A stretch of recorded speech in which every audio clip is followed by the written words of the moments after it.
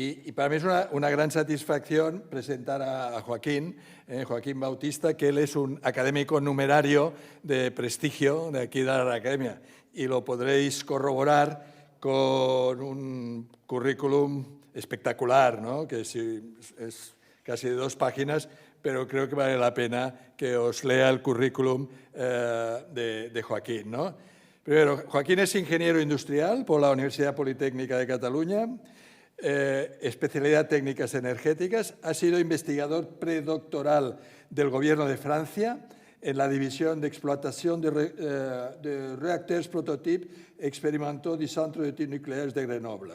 Doctor ingeniero industrial por la UPC, con premio extraordinario de doctorado en ingeniería industrial.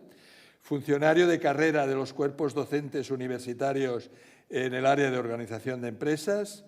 Profesor titular de la escuela universitaria, profesor titular de la universidad, catedrático de la universidad en 2002, destinado en la Escuela Técnica Superior de Ingeniería Industrial de Barcelona y en la Escuela Politécnica Superior de Edificación de Barcelona de la UPC. Investigador afiliado en el European Center for Soft Computing, coordinador y docencia de asignaturas en titulaciones superiores en másteres universitarios de Ingeniería Industrial, Ingeniería de Organización Industrial, Ingeniería Química, máster universitario en Ingeniería de la Automoción, máster universitario en Automática y Robótica, máster universitario en Ingeniería Química, máster universitario en Ingenierías de Organización. Ha publicado cantidad de artículos en revistas científicas tan prestigiosas como Annals of Operation Research, Computers in Operation Research, Engineering Applications of Artificial Intelligence, European Journal of Operational Research, Expert Systems with Application. Bueno, hay muchas, que no las leo todas. Ha publicado más de 230 trabajos presentados en congresos nacionales e internacionales, 90 documentos científico-técnicos, 19 libros y 22 capítulos de libro, dirección de 7 tesis doctorales y 80 proyectos de final de carrera en la titulación de la Escuela Superior de Ingeniería Industrial y la de segundo ciclo de Ingeniería de Organización Industrial. Participado en 11 proyectos en convocatorias de la Dirección General de Investigación Científica y Técnica del Gobierno de España, siendo investigador en 5 de ellos, investigador principal. Participación en 29 proyectos científicos de universidad y empresa, siendo investigador principal en 18 de ellos.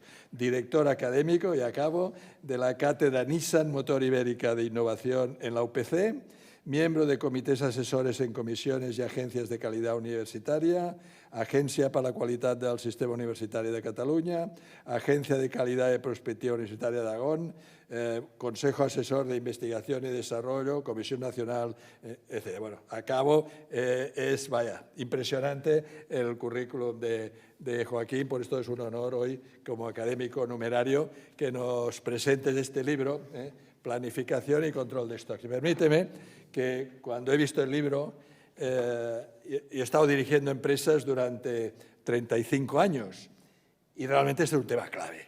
Cuando me presentaban un balance decía, no me lo creo este balance. A ver, ¿cuál es la valoración de los stocks? A ver, ¿cómo eso?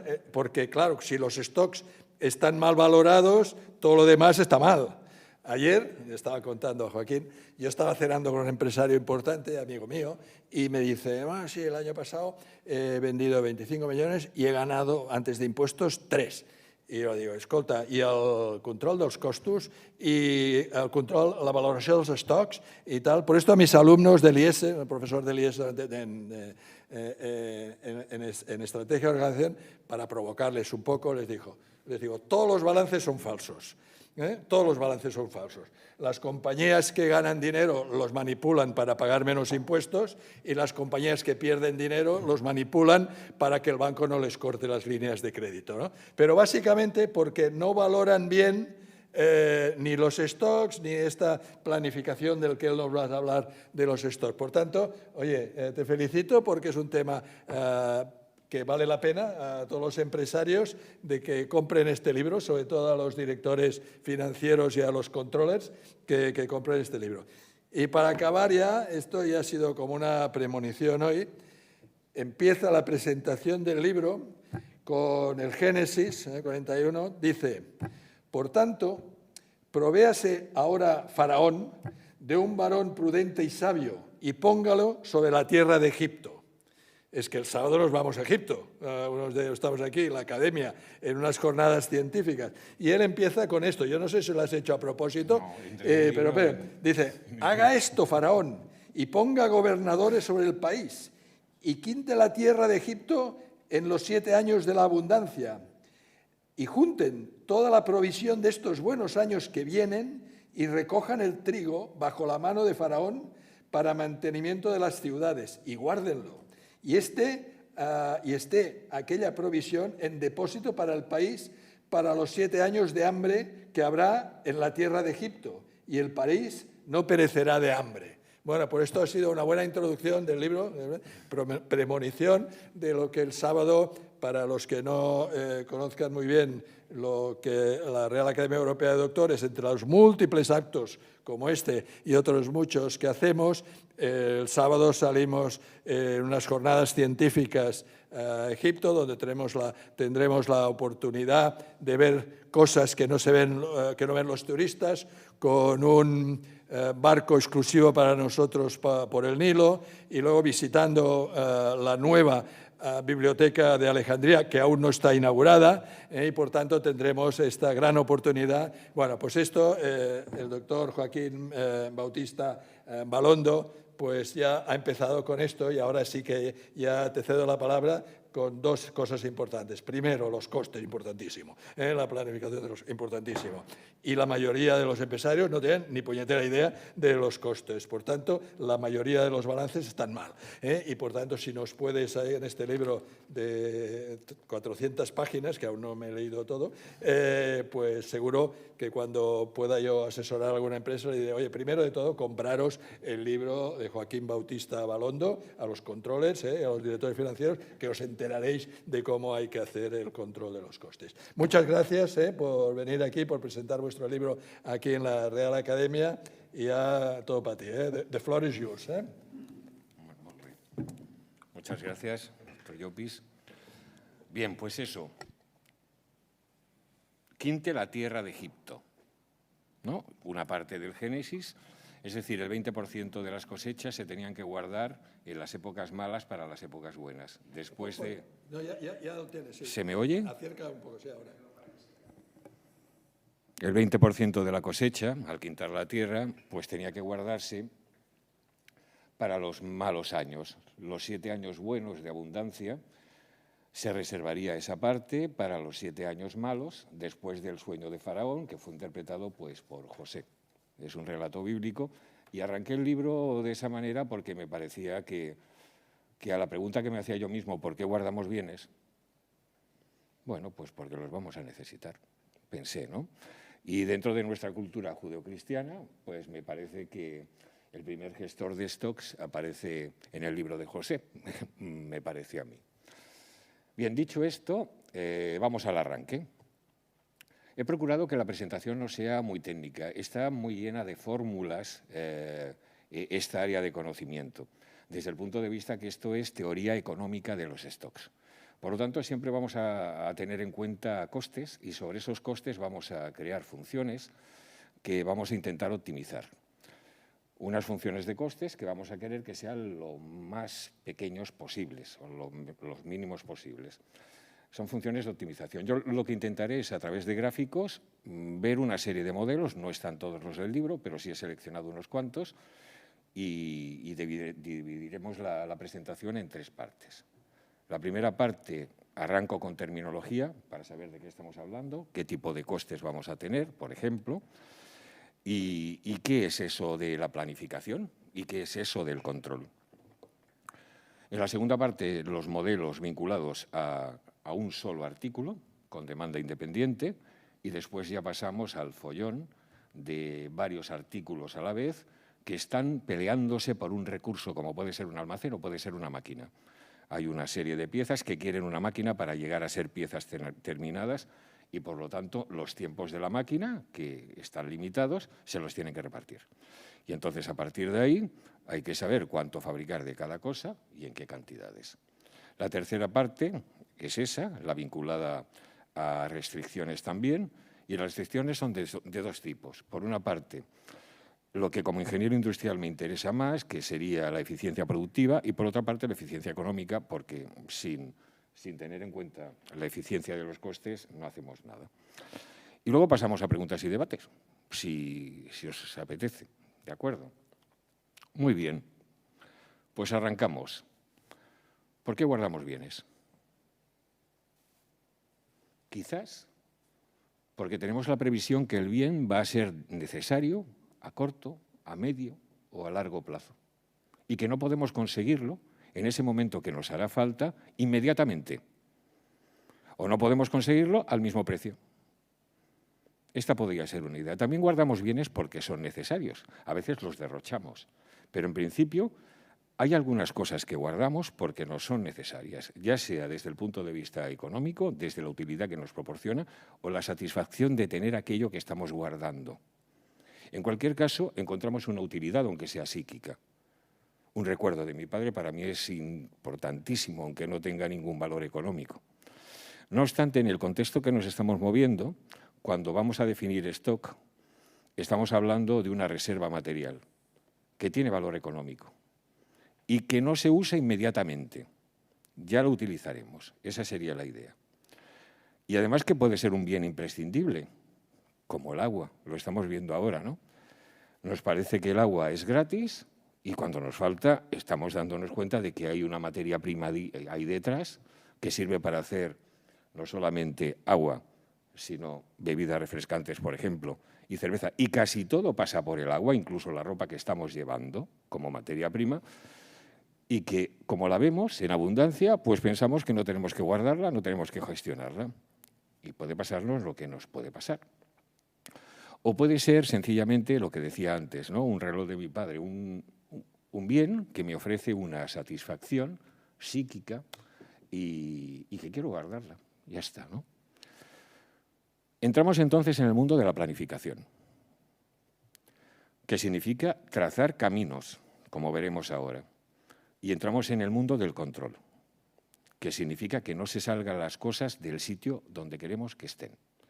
Entonces, el libro no habla de la gestión de stock, habla de cómo planificar y cómo controlar los stocks, que son una faceta de lo que podría ser el conjunto de cosas que se hacen para gestionar los stocks. Bien, ¿a qué responde la planificación y el control de stocks? A preguntas muy simples como ¿qué guardamos? ¿Cuánto guardamos a lo largo del tiempo? Porque si planificamos lo hacemos con un horizonte. No planificamos para mañana, planificamos para un año, para días, para semanas. ¿Y cada cuánto tiempo tenemos que adquirir ese bien? Esa sería también la idea. ¿Y en qué cantidad o cantidades compramos ese bien? Hablamos de planificación, por lo tanto estamos hablando de un camino que se traza en el tiempo desde un punto hasta otro final para sacar utilidad económico y productiva. Por lo tanto, un plan no es nunca un objetivo, es sencillamente el camino que nos lleva a un objetivo. Y pueden haber distintos planes. En el contexto donde me muevo, que sería la ingeniería industrial y concretamente en automoción, por ejemplo, se distinguen entre muchos tipos de planes, pero todos son planes. Y esos planes lo que tienen son diferentes atributos. Hay un motivo por el que se hace el plan, hay un horizonte que sería el tiempo durante el cual se está desplegando el plan para conseguir el objetivo, hay una frecuencia de revisión, de vez en cuando miramos si lo que estamos haciendo en la realidad se corresponde a aquello que hemos dibujado, que es el plan, miramos, ajustamos, controlamos, hay un intervalo en el plan para indicar las cosas que se tienen que ir haciendo y siempre hay un plazo de rigidez. Es decir, no podemos cambiar los planes de la noche a la mañana, porque entonces los que están involucrados en ese plan, en el despliegue, por ejemplo, de la fabricación de 1 millón de automóviles durante un año, todos los proveedores que están involucrados los volvemos locos. Por lo tanto, hay una rigidez. Rigidez significa que durante 5 semanas no voy a tocar el plan. Y así lo decimos a todos los que participan como agentes dentro de la fabricación. Y luego está el nivel de detalle al que hace referencia al plan. Así que podríamos hablar de un plan estratégico de producto de un plan maestro global o de un plan maestro detallado o del cálculo de necesidades, que sería el MRP dentro del contexto industrial, o los programas de operaciones. Estos son planes con unos horizontes pues, que van de 16 hasta 5 días, con unas frecuencias que es miro la cosa semanalmente o bien cada día y que responden a los productos en cuanto a nivel o bien a las órdenes de fabricación o de compra o a las operaciones.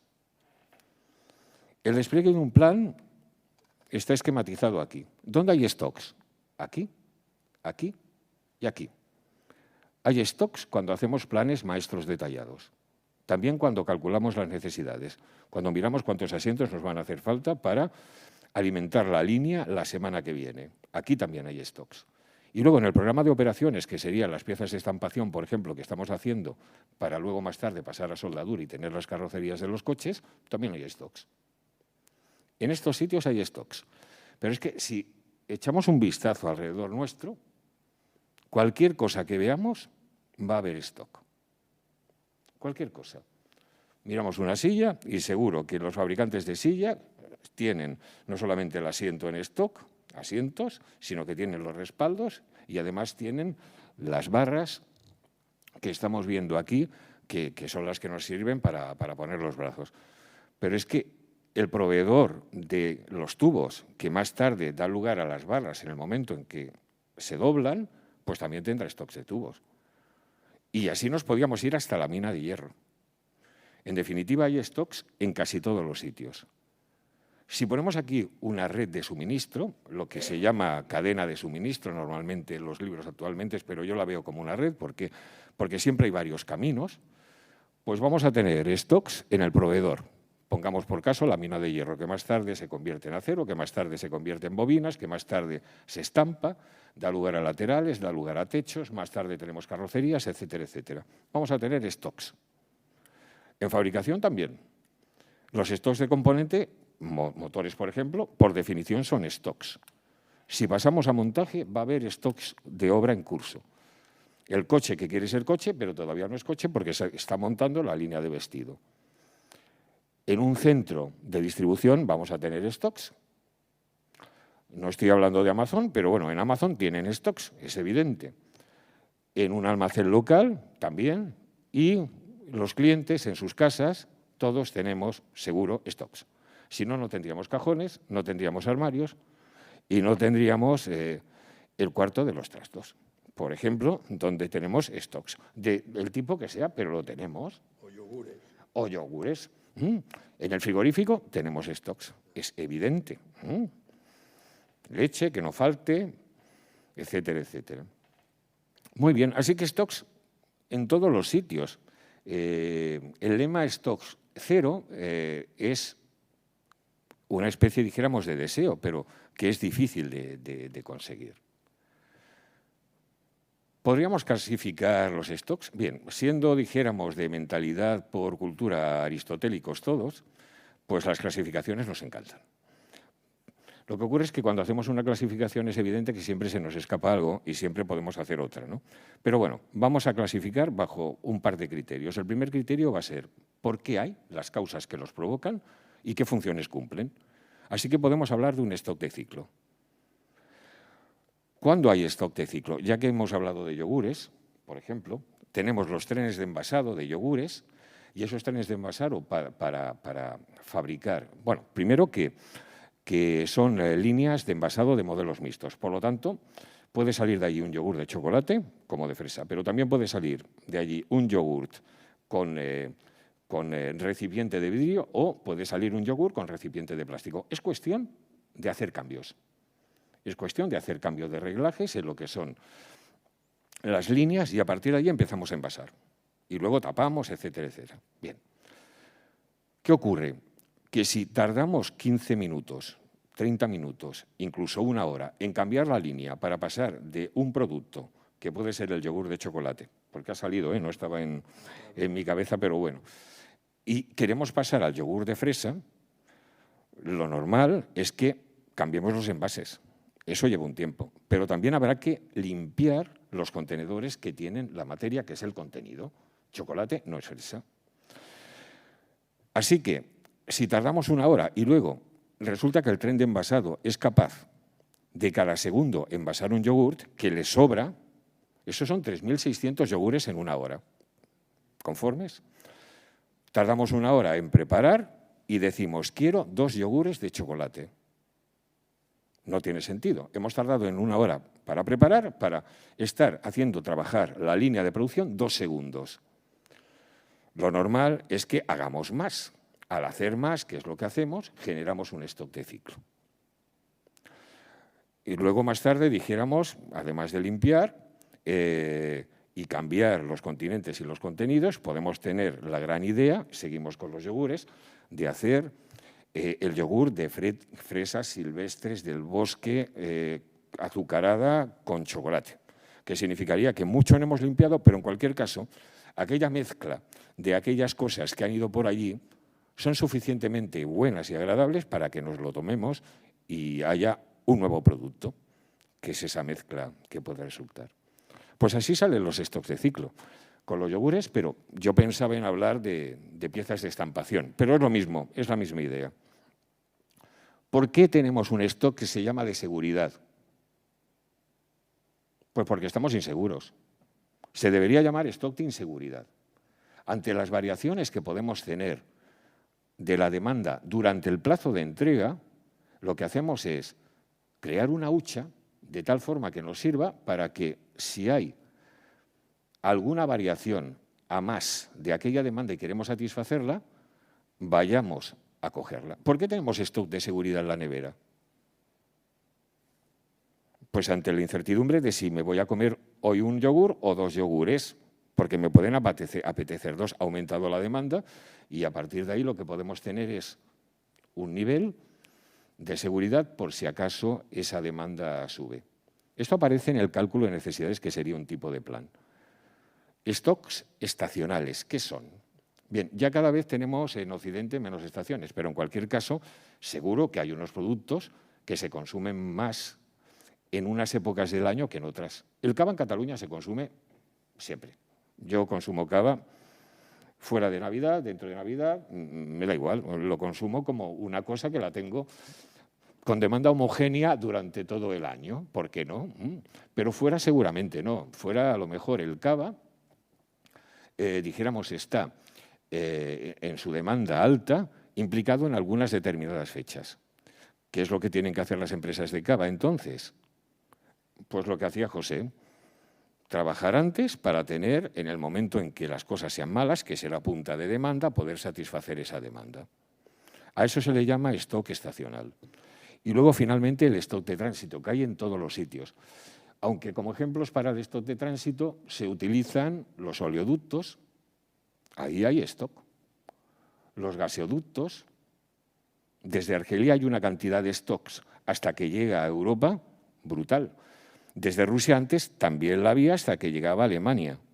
Pero esos camiones que están subiendo y bajando desde Cataluña y van hasta Frankfurt con fruta, si nos dejan pasar, también son stocks de tránsito.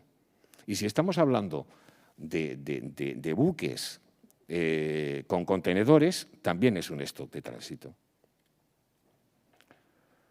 Si ahora vamos a la naturaleza de esos bienes, ¿qué cosas son esos bienes? Nos encontramos con una cosa llamada materia prima.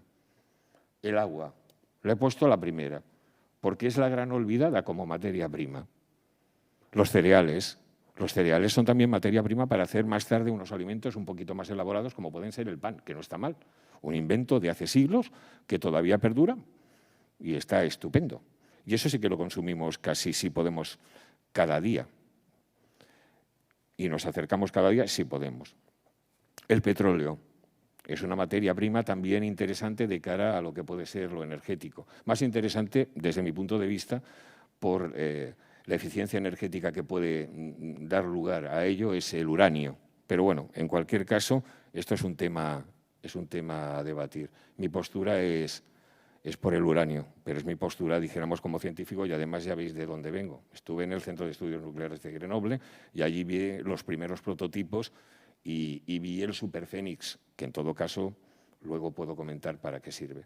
El platino, el oro, el silicio, el litio, el cobre, la madera, todo esto son materias primas que sirven para hacer otra cosa. En automoción, a los elementos que dan lugar a un coche se le llama componente. Es un motor, es un coche. Un cambio de marchas es un coche. En ingeniería química, a estos componentes, como constituyen, son ingredientes de algo, se les llama recetas. Pero bueno, los ingredientes de las recetas de la industria química serían los componentes en el sector de automoción. La obra en curso, todo aquello que hay en el sistema productivo. En una línea de montaje, en aquello de quiero ser coche, pero voy estación tras estación y dentro de 1 kilómetro de línea de montaje soy un coche, todo eso es obra en curso. No es el producto final, pero quiere ser producto final. Luego tenemos los semielaborados. Por ejemplo, medicina. Un caldo de vacuna, cuando ya tenemos la vacuna, pero la tenemos en laboratorio, no es todavía un producto. La vacuna será producto en el momento en que nos la inyecten. Ahí es donde se convierte en un servicio y ahí es donde es útil. Pero antes tiene que pasar ese caldo por ponerse en frascos, más tarde pasar a jeringuillas, más tarde en enfermería nos colocan la vacuna para que sea un producto final. Así que es un producto, pero que está queriendo ser producto semielaborado. Una carrocería de un coche tampoco es un producto final. Puede serlo para la línea de montaje, pero no compramos carrocerías. En todo caso, se insertan en los automóviles. Un motor es un componente, pero además es un semielaborado. O una olea de silicio para hacer microchips. Bien, pues estos son semielaborados. Productos acabados, todo lo que estamos viendo aquí. Esto es un producto acabado. Este vaso es un producto acabado. Estas pantallas son productos acabados. Todo lo que vemos ya lo estamos utilizando y, por lo tanto, un automóvil, la ropa, el perfume, todo esto son productos acabados. Subproductos. A veces resulta que en un proceso extraemos una cosa porque nos está estorbando para lo que queremos conseguir y resulta que esa cosa también es buena. Por ejemplo, la nata. Como queremos yogures desnatados y leche desnatada, lo que hay que hacer es quitarle la grasa, que es la nata, y no la tiramos. Resulta que la nata la podemos utilizar más tarde para pasteles, pero el core del negocio no es hacer nata, es hacer leche, que puede ser una materia prima para los yogures y los quesos, o puede ser leche, producto final, en forma de leche. El alquitrán tampoco hay un core para el negocio de hacer alquitrán, sino que es un desecho en lo que puede ser una columna de destilación de petróleo, por arriba sale la gasolina y abajo queda una materia viscosa que luego más tarde, mezclada con granito, hemos descubierto que nos puede servir para hacer carreteras. Eso es su producto. El serrín, lo conglomeramos, lo prensamos, pero el objeto no es hacer serrín, es que sale como una cosa de aquello que es nuestro core inicial. O el MOX. Esto es mezcla de óxidos de uranio y de plutonio. ¿Y eso qué es? Bien, cuando el combustible nuclear se quema en una central, se saca, se pone en piscinas, está 5 años. Se coge, está quemado, pero caliente todavía. Y se coge, y aquí, en nuestro ciclo de residuos nucleares, lo que hacemos es meterlo en grutas. Lo enterramos, después de encapsularlo, bien encapsulado. En otros países lo que hacen es coger ese combustible nuclear quemado y lo reforman y lo convierten en un combustible nuclear que es mejor que el combustible inicial, que era de óxido de uranio 235. Reciclar combustible nuclear significa obtener un combustible mejor todavía que el que teníamos al principio. Esto es lo que los franceses en los reactores que hacen le llaman el superfénix, como ave que resurge de sus propias cenizas. Combustible nuclear quemado se convierte en un combustible mejor. Es como si quemando gasolina obtuviéramos un combustible mejor que la gasolina. Esto, que yo sepa, no sucede. Repuestos y suministros. Igual que tenemos destornilladores en casa, pues una matriz de prensa es lo que tiene que tener la gente que hace carrocerías, una probeta es lo que tenemos que tener en el sector farmacéutico y en los experimentos biológicos que hagamos, los EPIs, son también stocks, que son repuestos y suministros, pero que no son un producto, las jeringuillas. Y luego, en cuanto a envases, tenemos desde las botellas, desde esta cosa tan chiquitita, hasta lo que puede ser un contenedor de puerto.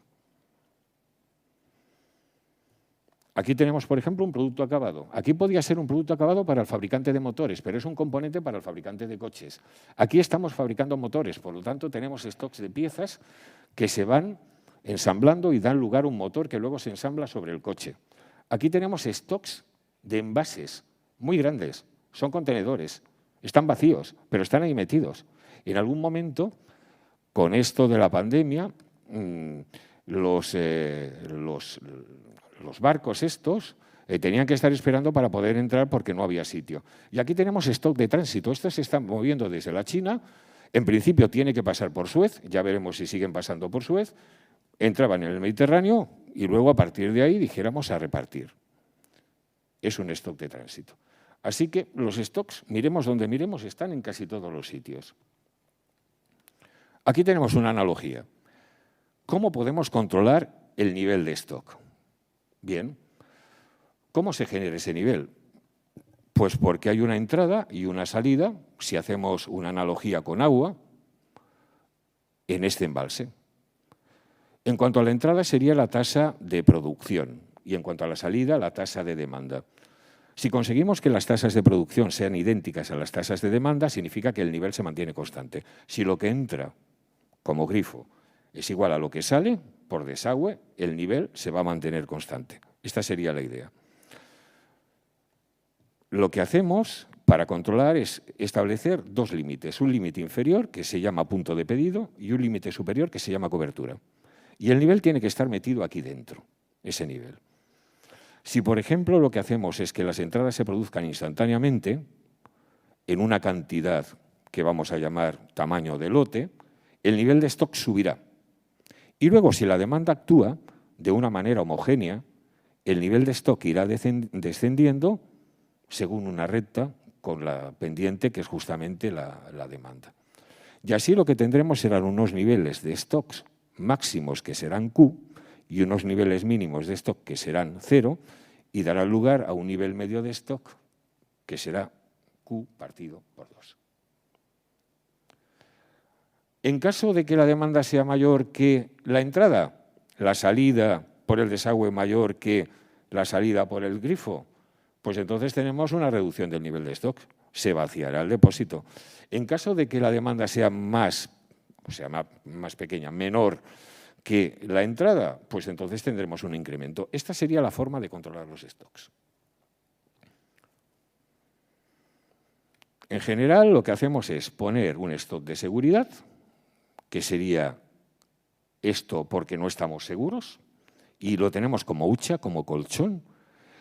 Y si hacemos una gestión revisando continuamente el nivel de stock que hay, que eso en almacenes es caro, saber lo que tenemos cada día, en cada momento, se hace en algunos sectores, como el farmacéutico, pero es normalmente caro, tendríamos este sistema que se llama revisión continua por punto de pedido. Es una forma de controlar los stocks. Y la idea es la siguiente. Cada vez que actúe la demanda va a bajar el nivel. Cada vez que inyectemos material al sistema, sube el nivel. Voy a suponer que la inyección al sistema se realiza instantáneamente, para simplificar, y por lo tanto subirá en vertical. Continuamente estamos mirando, vemos cómo desciende el nivel, y entonces llegamos al punto de alerta, punto de pedido. En ese momento detectamos que nos va a hacer falta, porque lo hemos calculado bien, y decimos, pedimos. Lo que ocurre es que el proveedor no nos manda inmediatamente aquello, sino que tarda un cierto tiempo. A ese tiempo se le llama plazo de entrega, es la L. Mientras tanto, el sistema sigue funcionando, seguimos consumiendo, sigue consumiendo hasta que, pasado el plazo de entrega, entra el lote. La demanda sigue actuando, va haciendo descender el nivel de stocks hasta que nos encontramos otra vez con ese punto de pedido. Pedimos y llegará después de un plazo de entrega. Claro, el plazo de entrega, ¿cuánto puede ser? Depende. Si estamos hablando de economía local, el plazo de entrega, si lo tenemos en Igualada, pues en 1 hora igual nos traen lo que nos hace falta. Pero si los componentes están en la China, pues igual tardamos 4 semanas. Así que tenemos que vivir con respecto al proveedor, o el proveedor tiene que vivir con respecto a nosotros, 4 semanas antes en el tiempo. Las cosas las tenemos que pedir con suficiente antelación. A pesar de este control, que es continuo, se puede producir una rotura. ¿Por qué? Porque el sistema está desprotegido durante el plazo de entrega. Cuanto más lejos esté la fuente, más desprotegido está el sistema. Si la economía es local, el sistema está protegido. Así que, si durante ese plazo de entrega resulta que la demanda se incrementa, el ritmo de demanda, en realidad, lo que consumimos por unidad de tiempo, se puede producir una rotura. A esto se le llama rotura de stocks. Y aquí pueden pasar 2 cosas. O que el cliente se espere, eso significa diferir la demanda, o que el cliente diga que no lo quiere y nos tenemos que tragar con aquello que hemos empezado a fabricar. Esta forma de gestionar los stocks es cara, pero se utiliza, porque necesita revisión continua, que lo que haya en almacén sepamos exactamente lo que es, que estará reflejado en un ordenador. Una forma, dijéramos, más simple de gestionar los stocks es al revés, por cobertura. Bien, simplificando esta figura, lo dejaría en esto. Esto, matematizado, lo convertiré en este conjunto de figuras. Voy a suponer que la demanda va a ser homogénea en el tiempo. Esa será la idea, para simplificar los modelos matemáticos. Bien, la otra forma de gestionar los stocks es acercarnos al almacén cada 2 semanas o cada 3 semanas. Es decir, que de manera sistemática y periódica vamos haciendo inventario cada vez que vamos al almacén. Miramos lo que tenemos y nos hemos puesto un punto superior que recibiría el nombre de cobertura y lo que hacemos es llenar el almacén. Esta sería la otra idea. A esto se le llama revisión periódica, porque lo hacemos periódicamente, cada T unidades de tiempo. Esto sería el plazo de revisión, pero sucede lo mismo de antes. El plazo de entrega sigue siendo el plazo de entrega. ¿Cómo funcionaría? Arrancamos en un plazo de revisión, en el instante inicial del plazo de revisión. Miramos lo que tenemos, miramos lo que nos falta para llegar a la cobertura y pedimos, pero no llega. Llegará después del plazo de entrega. Nos lo entregan, entran lo que hemos pedido, es esta cantidad que vamos a llamar la Q sub 1 y alcanza un nivel de stocks hasta el punto 2. La demanda sigue actuando y ahora nos acercamos otra vez al almacén y nos encontramos con esta situación. Ha pasado un tiempo T, el plazo de revisión, y en esta situación vemos lo que nos falta, pedimos y ya llegará, y llega aquí. Y así sucesivamente vamos haciendo esos lanzamientos. Ahora, cada vez que hacemos inventario, el tiempo que pasa entre un inventario y otro es constante, es un plazo, es un periodo. Aquí también se puede producir rotura. Y la forma de simplificar esto coincide con la anterior, sería esta, pero con este nivel de cobertura. Bien, si hacemos un ejemplo cotidiano. 2 formas de llenar el depósito de gasolina. Nos hacemos caso del piloto. El momento en que se pone el piloto en marcha, entonces lo que decimos es, vamos a acercarnos a la gasolinera, seamos prudentes y vamos a poner gasolina en el depósito. Alternativa número 1. Así que se enciende el piloto y decimos, gasolinera más próxima. Si la tenemos al lado, la tenemos al lado, pero si no, hay un plazo de entrega. Hasta que nos acercamos, nos encontramos ya en la gasolinera y ponemos 60 euros o 50, siempre. Esta sería una forma de actuar. Otra forma de actuar es que no nos fiamos del piloto, pero tenemos unas costumbres muy homogéneas y semanalmente nos acercamos a la gasolinera los viernes a las 7 de la tarde. Y entonces, ¿qué hacemos? Haríamos esto. Cada semana nos acercamos a la gasolinera, miramos cómo está el depósito y decimos depósito lleno. Eso sería la cobertura, el depósito lleno. Esas serían las 2 formas de gestionar los stocks. Y no hay más. Luego podemos hacer mezclas. pero es la manera, o con límite superior o con límite inferior. Todos los artículos tienen el mismo derecho, vamos a decirlo así, a ser gestionados con una revisión continua o con una revisión periódica. La continua es la cara, la periódica es la barata. Bueno, pues una cosa que se hace mucho en economía es las curvas de Pareto, los análisis ABC, las formas de clasificar los objetos. Aquí tenemos, por ejemplo, según un criterio, sale un análisis ABC, según el criterio que seleccionemos. Aquí el criterio seleccionado está vinculado a lo que valen las ventas, a lo que vale la demanda.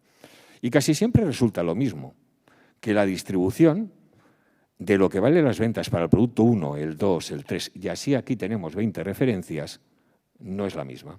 Están ordenados de el que tiene más valor al que tiene menos valor. Y da una curva de estas características. Si ahora lo que hacemos es acumular estos porcentajes, obtenemos esta curva. Y nos damos cuenta que muy pocos de los ítems que tenemos aquí constituyen la mayor parte o el mayor porcentaje del valor, por ejemplo, de la demanda. De hecho, aquí, en el ejemplo que he puesto, 4 de estos ítems constituyen el 90% de la riqueza. Y otros 4 ítems constituyen el 10% de la riqueza y solamente el 5% de la riqueza está constituida por los 20 menos 8, 12 elementos. Si tenemos que gastar el dinero, hay que hacerlo en los as. Aquí tendremos una revisión continua, momento a momento, saber lo que tenemos. Y en estos nos iremos acercando al almacén de vez en cuando, porque tampoco son los que más nos van a dar beneficio dentro de la empresa. A, B, C. Se podría llamar alfa, beta, gamma, pero adoptamos la escritura fenicia en lugar de la griega y ya está. Y podría ser A, B, C, D, E, F, G. Podemos hacer las clases que nos dé la gana. Lo típico es hacer 3 clases. Los buenos, los malos y los intermedios. Esa es la idea. Modelos. Aquí procuraré ser leve y nos vamos a fijar en las figuras más que en las fórmulas. Lo primero, costes. ¿Costes? Son modelos. Son modelos dentro de una teoría económica. Así que los costes hay que definirlos. ¿Por qué nos cuestan los stocks? Primero, los adquirimos. Si compramos una unidad de algo, nos cuesta el precio de eso que estamos comprando, esa unidad. Eso sería el coste unitario de adquisición. Lo que vale esta botella. Por ejemplo, fabricarla, con todo, hasta el final. O quien la compra y nos la vende, lo que le cuesta, dijéramos, a la persona, dijéramos, que nos está vendiendo la botella. Pero en el transporte lo que tenemos también son los costes de lanzamiento. Es decir, lo que nos cuesta un contenedor vacío. Y luego lo iremos llenando, pero el contenedor vacío, si lo estamos alquilando y lo queremos traer lleno de aire, lo tenemos que pagar. Eso es independiente de luego los elementos que metamos en los contenedores. Por lo tanto, no depende del tamaño del lote. Cuando estamos fabricando y estamos preparando una máquina pasa exactamente lo mismo. Independientemente de las piezas que vayamos a hacer luego, si no hay desajustes, tenemos unos tiempos de preparación y unos costes de preparación, independientemente de si hacemos 1 o 2 o 3 piezas. Así que tenemos unos costes fijos solamente por emitir una orden, coste de lanzamiento, y unos costes que varían, que son los costes de adquisición de los productos. Y luego el poseer los stocks, el tener almacenes, el guardar las cosas, cuesta por varios motivos. Primero, porque hay que mantener y generar productos. Y luego también las existencias que hay que conservarlas. Si no, se deterioran y ya no valen para nada. Porque los artículos se mueven dentro de un almacén. Eso cuesta dinero. Porque normalmente tenemos seguros para determinadas cosas. Y incluso podemos tener vigilancia. Eso cuesta dinero. Porque hay un sistema de información y de control. Cuesta dinero. Y luego hay unas cargas financieras que es el tener, por ejemplo, 1 millón de euros en chapa. Pues igual los de finanzas, aunque a los de producción nos guste mucho tener chapa suficiente, pues dicen que eso es demasiado. Y tienen razón. Todo esto dará lugar a un coste que recibe el nombre de coste de posesión.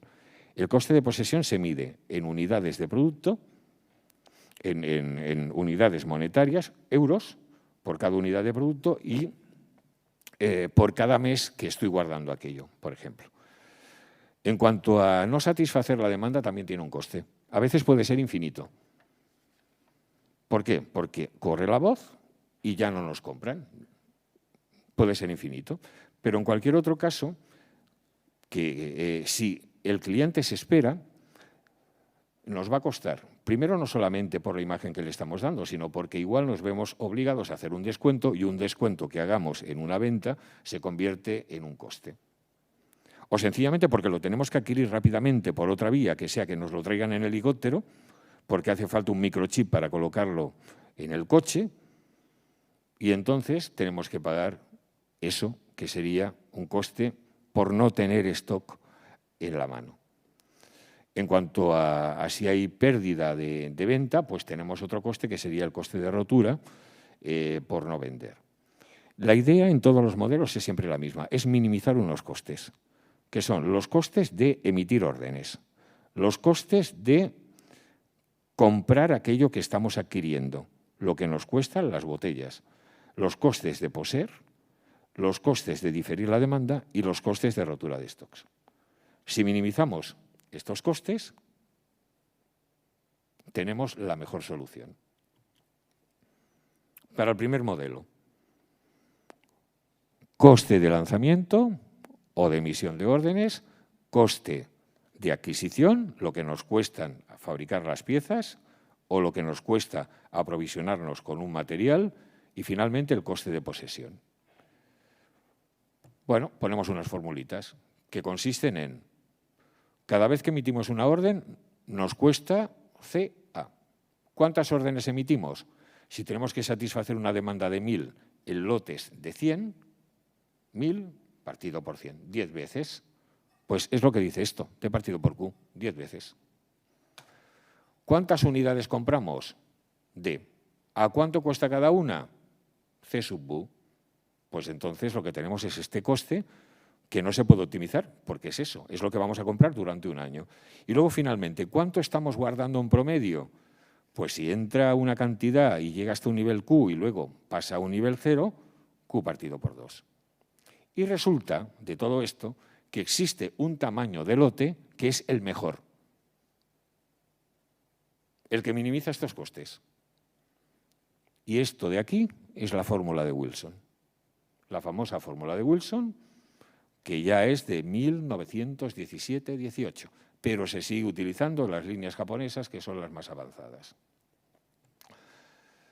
Bien, lo único que tenemos que hacer es multiplicar 2 veces lo que nos cuesta emitir una orden por la demanda y dividirlo por el coste de poseer. Ya está, y hacemos la raíz cuadrada. Lo cual significa, y a veces hay errores en las empresas, que si aumenta la demanda a 2, piensan, pues el tamaño del lote tiene que aumentar al doble. Si me dobla la demanda, doblo el lote y ya está. Pues no. El tamaño del lote aumenta la raíz de 2. Hay que multiplicarlo por 1,41, 42 el de antes. Y esto es interesante ya como forma de ver las cosas. Desde un punto de vista más gráfico, aquí lo que tenemos es una guerra de costes. Hay 3 costes. Uno de ellos es neutro, porque no entra en la optimización. Los otros 2 costes están luchando entre sí. Y luchan de esta manera. Si ponemos aquí el tamaño del lote, cuanto más grande sea el tamaño del lote, significa que menos veces va a tener que venir el camión. Menos órdenes de emisión vamos a tener que hacer. No es lo mismo llenar un camión con 50 piezas que con 1000. Haremos muchos menos viajes con el de 1000 piezas. Así que, a medida que aumenta el tamaño del lote, el coste de lanzamiento va bajando, según esta hipérbola. Y a medida que aumenta el tamaño del lote, el coste de posesión va subiendo. Si el lote es más grande, en el almacén hay más material y va subiendo. Pues resulta que cuando estos 2 costes son iguales, el tamaño del lote que sale de ahí es el tamaño del lote óptimo. Así que se consigue el óptimo solamente por olfato en una empresa, pensando que lo que gasto en guardar es lo mismo que lo que gasto en trasladarme para conseguir el bien. Y eso lo hacemos de manera intuitiva también. Si tenemos, por ejemplo, la tienda donde compramos la leche a 10 metros, la nevera no la tendremos llena de botellas de leche.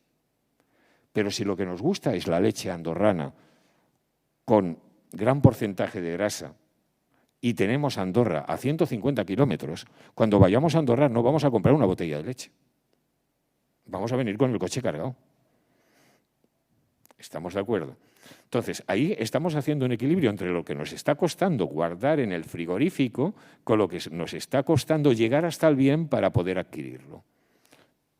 Es así de sencillo y así funcionan todos los modelos. Podemos sofisticarlos, por ejemplo, y ahora ya ir un poquito más rápido viendo este primer modelo que es el que tiene todos los conceptos. Podemos pensar que la entrada del lote no es instantánea, como cuando hacemos piezas de estampación. Ponemos la máquina y está trabajando 2 días, a lo mejor a intervalos, dijéramos, de descanso para fabricar las piezas. Durante un cierto tiempo, TP, fabricamos, paramos la máquina y luego sale la demanda. Quien dice la máquina para hacer piezas dice los yogures del Dr. Llopis. Ponemos el tren de envasado, lo ponemos a fabricar, cada segundo nos está saliendo un yogurt, pero habrá un momento en que tengamos que pagar a la máquina porque la demanda, 3.600 yogures, dijéramos, de demanda a la hora, pues son muchos yogures que hacer. Por lo tanto, pararemos la máquina cuando no haga falta y mientras tanto se irán consumiendo aquello que hemos hecho. Bueno, pues aquí aparece también la misma fórmula de antes, pero con unos retoques. Si diferimos la demanda y no satisfacemos al cliente, ¿eso es bueno o es malo? Desde el punto de vista económico eso no se pregunta. Se dice, ¿eso cuesta o no cuesta? Resulta que si diferir la demanda no cuesta infinito, es decir, que tenemos que cerrar la planta, siempre existe una proporción de demanda diferida óptima. Parece mentira, ¿no? Pues así es. Y esta proporción es esta de aquí. Hay una parte que no la entregamos a tiempo, que es la que está por debajo del nivel 0, está representada de esta manera aquí. Bueno, pues esta parte, que constituye la proporción, es óptima en determinadas condiciones. Depende de lo que nos cuesta diferir la demanda, lo enfadado que va a estar el cliente y lo que nos cuesta guardar las cosas. De tal forma que a medida que aumentamos el coste de diferir, lo que va pasando es que el porcentaje óptimo de demanda diferida va tendiendo a 0. Pero si no nos costara diferir nada, lo que haríamos es no entregar nunca a tiempo y el cliente debería guardar el stock para poder seguir viviendo. Desde el punto de vista teórico. Si no nos costara diferir nada, que es el 0 de aquí, que la proporción de demanda diferida es el 100%. Pero a medida que va costando diferir, que el cliente se va enfadando más, resulta que no nos atrevemos a diferir la demanda, tenderá a 0. Y aquí tenemos cómo evoluciona el lote en función de esa demanda óptima diferida, esa proporción. Resulta que cuanto más grande sea la proporción de demanda diferida, más grande haremos los lotes, porque como no nos cuesta nada guardarlos, que los está guardando el cliente, pues resulta que fabricamos con lotes más grandes. Rotura de stock. Bien, cojamos los 3 modelos anteriores, el original, el segundo que sería con una tasa de producción finita y el tercero diferir la demanda. Sale este modelo general. Se hacen los cálculos técnicos y sale una fórmula. No hay más ciencia. Un caso interesante. Supongamos que nos están haciendo descuentos a la hora de comprar, que yo soy un proveedor del sector de automoción, pero a la vez tengo otro proveedor que me hace una oferta de componentes que vienen de muy lejos. de China, por ejemplo. Y la oferta que me está haciendo es la siguiente. Si me compras entre 1 y 2.500 microchips, te los pongo a 100. ¿Y si te compro entre 2.501 y 5.000? Te los pongo a 98. A 98 cada unidad. ¿Y si te los pongo... ¿Y si me compras entre 5.001 y 10.000? A 96. Y de 10.000 para arriba, a 95. Hay que decidir. ¿Qué compramos? Ahora está variando el coste de adquisición. Las cosas no cuestan lo mismo. Este es el mismo truco de llévese 3 y pague 2. O por la segunda unidad de cava, le estamos ofreciendo que compre una segunda al 50%. Esto lo estamos viendo. Claro que no nos lo hacen con tantas botellas de cava, pero sí, si vamos a cualquier, dijéramos, supermercado, esto nos lo hacen. Nos van haciendo descuentos. Estos descuentos pueden ser de dos tipos. O homogéneos, es decir, que si yo compro entre 2.501 y 5.000, todas las unidades van a 98, todas, o pueden ser progresivos, es decir, te llevas las 2.500 primeras, pero te las pongo a 100. Pero si empiezas a llevarte más, las que te lleves te las llevarás a 95, eso sí, hasta que llegues a 5.000. Y a partir de ahí, cuando te pases de las 5.000, te las pondré a 90. Estos serían descuentos progresivos y estos serían descuentos homogéneos. Son dos formas cotidianas de cómo nos venden los productos. Bien, pues resulta que poniendo determinadas tarifas puede salir ganando todo el mundo. Puede salir ganando el que compra y puede salir ganando el que vende. A pesar de que parece que está perdiendo con el llévese 3 y pague 2. A la hora de comprar, ¿qué tendríamos que hacer? Supongamos que los descuentos son homogéneos. Por tramo vale lo mismo cualquier pieza. Aquí tenemos abajo en miles de unidades, a 2.000, 3.000, 4.000, etcétera, etcétera. Bien, resulta que la función de costes no es tan bonita como esta. Es un poco, dijéramos, más compleja. Sale esta función de costes, lo que tenéis en negro. Es decir, es una quebrada, como se ve, y que buscamos el sitio mínimo. Pues para este caso concreto, lo mejor que podemos hacer es irnos hasta el tramo 3 y comprar 5.001 unidades, porque nos saldrá este precio, que es el más barato. Cuanto más abajo estemos en esta función, más barato será. Estamos hablando de grandes cantidades de microchips o de lo que sea. Bien, ¿y si nos estuvieran haciendo ahora los descuentos progresivos? Es decir, que el precio medio de la unidad entre las 2.500 primeras es este, pero luego, calculando los precios medios, dan esta curva de coste de adquisición. En tal caso, la función que sale tiene esta forma y el óptimo está aquí. Estas son dos formas, como vemos, de en el caso que nos estén vendiendo las cosas por tramos, poder adquirir el mejor lote, utilizando los conocimientos que nos da la primera de las fórmulas y aplicándola varias veces. ¿Qué pasa si tenemos múltiples artículos? Ahora resulta que hay artículos que están compitiendo entre sí.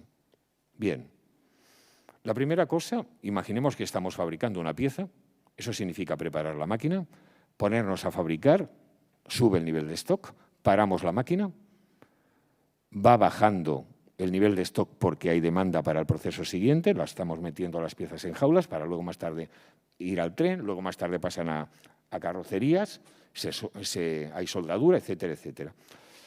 Volvemos a preparar la máquina para que no se desajuste y generamos un ciclo. Cuando tenemos unos tiempos de preparación, en los yogures o en la fabricación de piezas de estampación, en los laterales y en los techos, resulta que hay un límite, que no podemos hacer lo que nos dé la gana. Resulta que el número de lanzamientos está limitado a un valor máximo. ¿Por qué? Porque cada vez que lanzamos estamos preparando el sistema y eso gasta tiempo. Y si gasta tiempo, no podremos hacer todos los lanzamientos que queramos si queremos producir también durante cierto tiempo. Y el resultado es que el mejor lote depende de esa frecuencia máxima y depende de un lote mínimo y de un lote económico que viene de la fórmula de Wilson. Y en este caso nos quedaríamos con el máximo entre lo más barato y el tamaño de lote mínimo que hay que hacer de yogures para que aquello salga rentable. Por ejemplo, después de preparar durante 1 hora el tren de envasado, no parece que sea óptimo hacer 2 yogures envasados. Habrá un lote mínimo. Y ese lote mínimo se puede calcular fácilmente así. Si tenemos varias piezas, pasa lo mismo. Ahora, en una máquina conviven los laterales con los techos, o en un mismo tren de envasado conviven los yogures de chocolate con los de vainilla. Este sería el esquema. Y en este esquema, pues lo mismo, obtenemos unas expresiones y podemos obtener los tamaños óptimos de los lotes, lo que nos hace que sea todo más barato. Supongamos ahora que tenemos un almacén y limitamos. Si limitamos, el resultado es que el espacio del almacén está siendo querido por varios productos. Si limitamos el almacén, aparece una restricción y entonces los stocks que podemos tener, los tamaños de lote, son distintos a los más económicos. Aquí está el ejemplo. Lo que tenemos aquí es, en función de un coste que sería por pasarnos de la limitación, este de aquí, así es como se puede interpretar, los tamaños de lote para cada uno de 3 artículos que constituyen el ejemplo. A medida que este coste por pasarnos de la limitación se hace más grande, los tamaños de lote se reducen. ¿Qué pasa si aumentamos la capacidad del almacén? Que los tamaños de lote se van incrementando, los del artículo 1, del 2 y del 3, siempre son óptimos, pero la limitación impide que lleguen a ser lo más óptimos posibles, que está en este punto de aquí. Y aquí, para que veamos otra vez lo de los costes, el coste de lanzamiento y el coste de lanzamiento y el coste de posesión, cuando son iguales, es cuando podemos conseguir obtener el tamaño óptimo del almacén. Por lo tanto, esto serviría para diseñar un almacén en función de lo que vayamos a meter en él. Cargas financieras.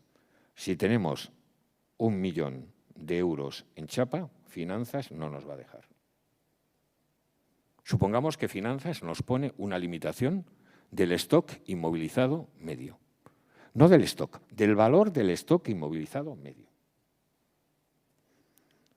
El problema sería de la misma manera. Cambian solamente unos valores, unos parámetros aquí. Y tendríamos la misma situación. Y al final, el resultado sería que el presupuesto que nos debería dar finanzas para este ejemplo debería ser de 67.500 euros y con esto ganaríamos todos. Pero si finanzas nos pusiera un presupuesto de, por ejemplo, 52.000 euros, el coste sería 441 euros más que 14.000. Así que esto es un juego entre finanzas y producción para saber hasta qué punto las limitaciones de finanzas, que pueden parecer que son las mejores, no se pueden combinar con las de producción. Y comercial. Y comercial, sí señor. Que siempre quieren más. Sí señor. Así es. Comercial siempre quiere más para no quedarse sin stock. Finanzas siempre quiere lo mínimo para que no cueste nada. Y producción, pues lo que crean que es más óptimo desde el punto de vista. De hecho... Y al final sale el jefe y digo yo. Sí, pero es un juego entre jugadores, es un juego a 3 bandas. Y en este juego a 3 bandas, por ejemplo, aquí aparece un dato interesante que es lo que estamos dispuestos a pagar por tipo de interés para conseguir el óptimo. Y sale del 20%. Es decir, que estaríamos dispuestos a pagar como banco hasta un 20% para conseguir ese óptimo. Como nadie nos va a dar el 20% de lo que vale la chapa, ¿verdad que no? Pues vale la pena obtener el óptimo porque sale ganando finanzas. Es un juego. De hecho, en el libro hay varios juegos de este tipo. Hay uno de ellos que a mí me parece muy interesante, que es un transportista, bajando la tarifa, consigue ganar más dinero. ¿Cómo puede ser? Pues sí, porque se llega a un punto de equilibrio que es el punto de equilibrio de Nash. Con respecto a un proveedor. Muy bien. Y ahora... Vamos con el faraón, claro. Y ahora no os lo leeré todo, pero cuando nos preguntábamos por qué guardamos cosas, leeré esto solo. Y quinte la tierra de Egipto en los 7 años de abundancia. Y junten toda la provisión de estos buenos años que vienen y recojan el trigo bajo la mano de Faraón para mantenimiento de las ciudades. Y guárdenlo. Y esté aquella provisión en depósito para el país, para los 7 años de hambre que habrá en la tierra de Egipto, y el país no perecerá de hambre. José. Muy bien. Muchas gracias.